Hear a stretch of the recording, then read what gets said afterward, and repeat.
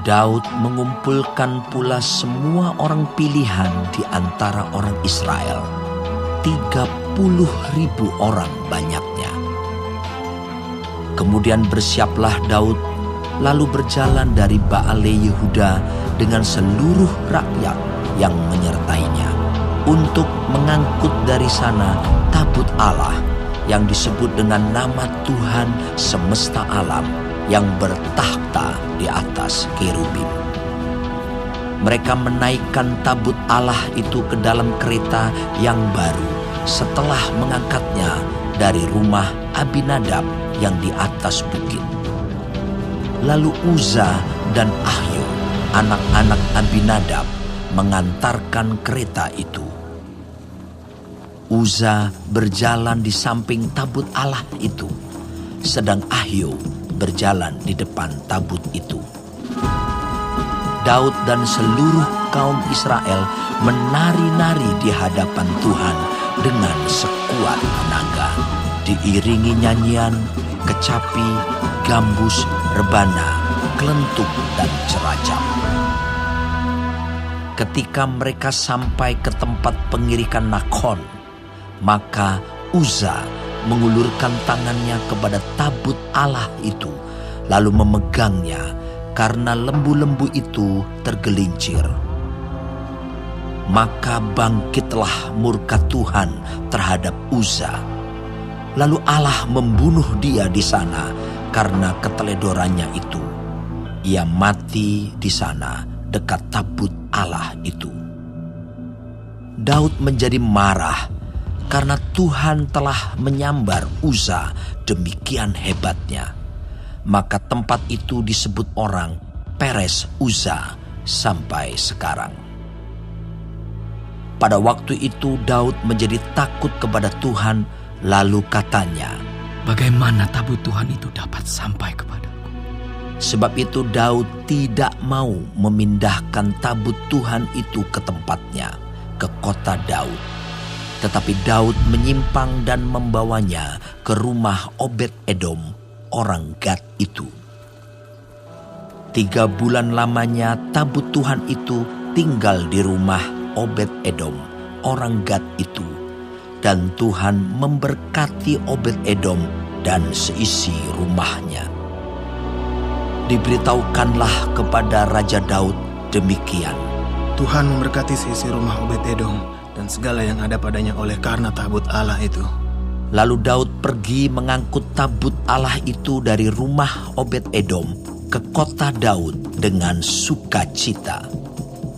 Apabila pengangkat-pengangkat tabut Tuhan itu melangkah maju 6 langkah, maka ia mengorbankan seekor lembu dan seekor anak lembu gemukan. Dan Daud menari-nari di hadapan Tuhan dengan sekuat tenaga. Ia berbaju efod dari kain lenan. Daud dan seluruh orang Israel mengangkut tabut Tuhan itu dengan diiringi sorak dan bunyi sangkakala. Ketika tabut Tuhan itu masuk ke kota Daud, maka Mikhal, anak perempuan Saul, menjenguk dari jendela, lalu melihat Raja Daud meloncat-loncat serta menari-nari di hadapan Tuhan. Sebab itu ia memandang rendah Daud dalam hatinya. Tabut Tuhan itu dibawa masuk, lalu diletakkan di tempatnya, di dalam kemah yang dibentangkan Daud untuk itu. Kemudian Daud mempersembahkan korban bakaran dan korban keselamatan di hadapan Tuhan.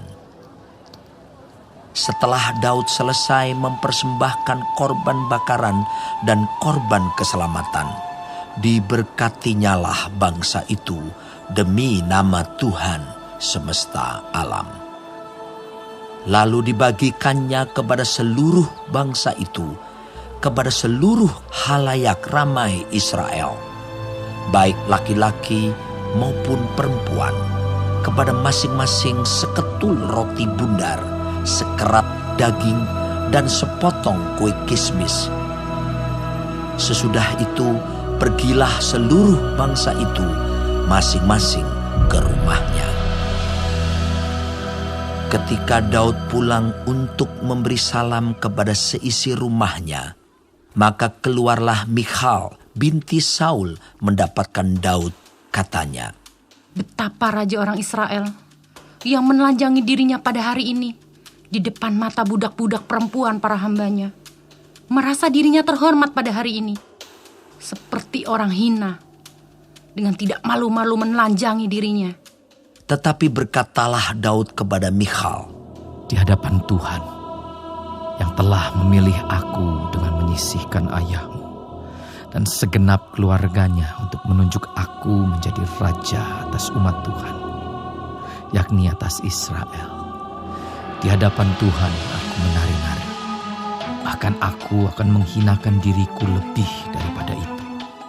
Engkau akan memandang aku rendah, tetapi bersama-sama budak-budak perempuan yang kau katakan itu, bersama-sama merekalah aku mau dihormati. Michal binti Saul tidak mendapat anak sampai hari